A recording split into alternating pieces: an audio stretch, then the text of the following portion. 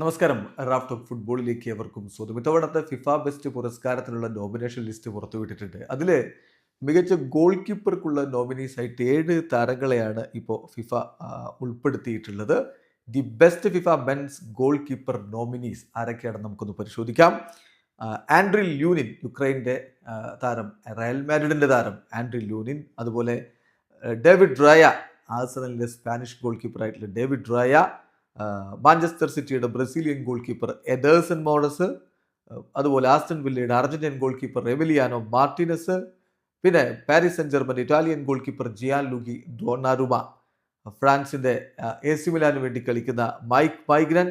Athletic ക്ലബിന്റെ Spanish goal keeper Unai Simon. ഈ 7 പേരാണ് ഇപ്പോൾ ഫിഫ ബെസ്റ്റ് ഗോൾ കീപ്പർ അവാർഡിന് വേണ്ടിയിട്ടുള്ള നോമിനേഷൻ ലിസ്റ്റിൽ ഉൾപ്പെട്ടിരിക്കുന്നത്. വോട്ടിംഗ് ഓപ്പൺ ആണ്, ആരാധകർക്കും വോട്ട് ചെയ്യാവുന്നതാണ്.